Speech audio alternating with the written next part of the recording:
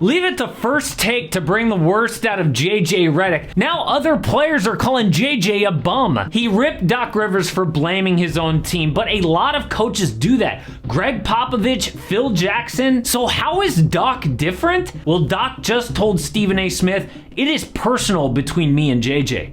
What does that mean? So JJ goes on First Take and unprovoked goes on this rant. It's like that meme that says, "No one. JJ Redick." I've seen the trend for years. What's the trend? The trend is always making excuses. Get Doc, we get it. Taking over a team in the middle of the season is hard, but it's always an excuse. It's always throwing your team under the bus. There's never accountability with that guy.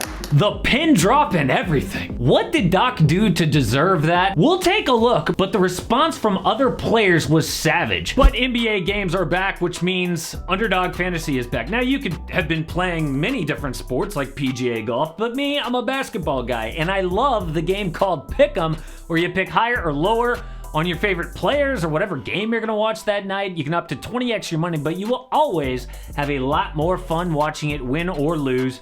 Hopefully we win with these two picks. First up is Luka. We're gonna go higher on his points. He's actually averaging over 34 points this year against the Suns. Then we're gonna go Josh Hart on his rebounds and assists, also higher. He's gone higher 9 of the last 10. Or you can just go one of my picks and go with any one of these 4 projections that they have for post All-Star tip-off. Check out this updated map to see if Underdog is available in your area, but always use the promo code AMHOOPS when you are first signing up, because it will double your deposit up to $100, and it really helps out the channel. Again, promo code AMHOOPS. Former Doc big man Marcin Gortat says, "Yep, I agree." Patrick Beverly says, "His current coach saved JJ's career. How dare you call him out?" So JJ says, "Hey Pat, I had a big offer from another team to be a starter.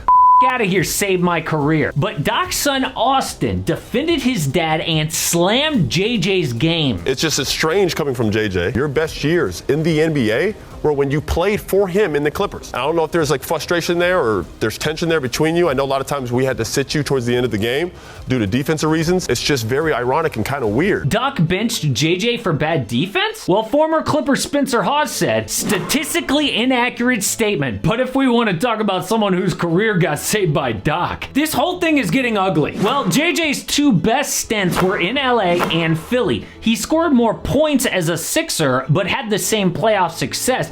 I would argue, though, his Clipper days were better because he was more efficient, which is more important for a shooter, but that's not what this is about. The point is JJ calling out Doc for blaming other people for his failure. We all know Doc has the record for most blown 3-1 leads as a head coach. His first was in Orlando before his 08 championship. He then blew 2 3-1 leads in LA, but he's also blown 4 3-2 leads with the Magic, Celtics twice, and Sixers. Also is 6-10 in Game 7s regardless of the lead, and just 17-33 in series clinching games.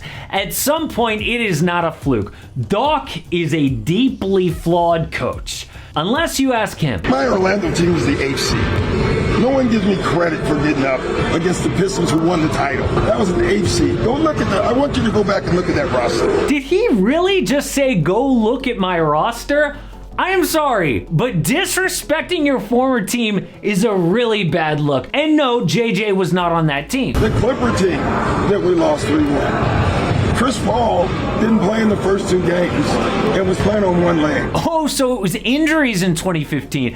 Except in Game 6, LA was up 87-68. Then Houston outscored them 51-20 to come back and win. James Harden must have been great.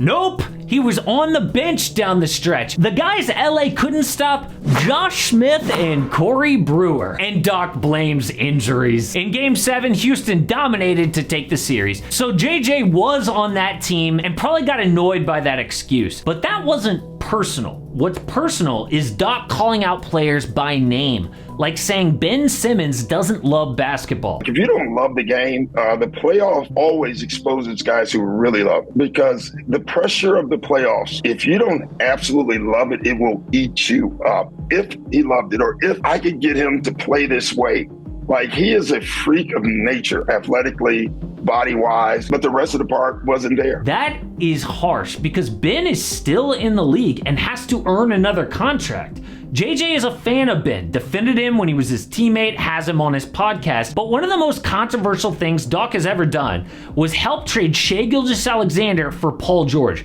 SGA has become a franchise player, and people wonder if Doc messed up by not trying harder to keep him. What did Doc say about that? I even brought it up to Kawhi. Are you sure? I think Shai's gonna be an amazing player. It might take a year or two, but I think you're underestimating how good Shai's gonna be. Really? So it was Kawhi's fault?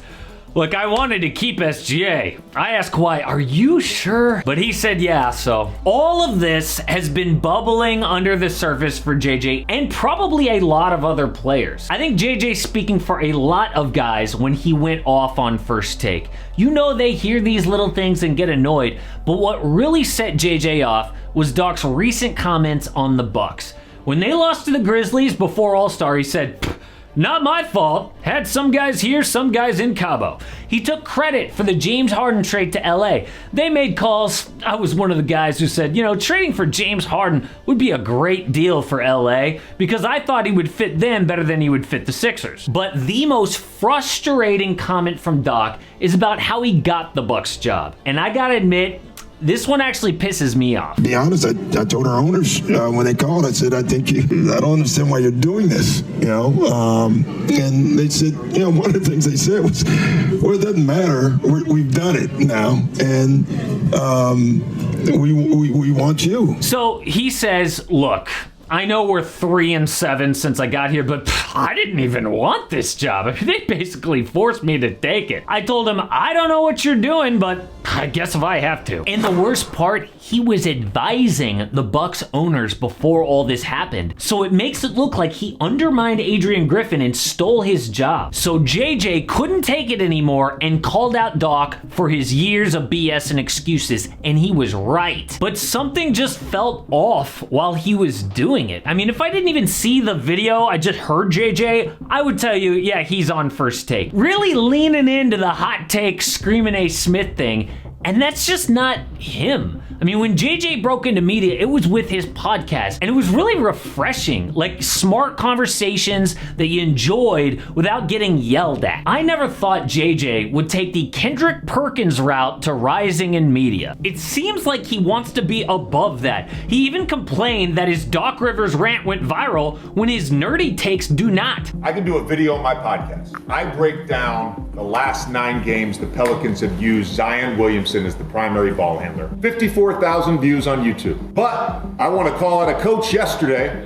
Oh, that gets tens of millions of engagements. That's the ecosystem we live in. So do fans actually want to be educated or not? Okay, point taken. But don't lecture us on what we like. Some people have like kids and jobs and can only devote like a half hour to consume other stuff. Maybe we don't care as much about the intricacies of the Pelicans offense.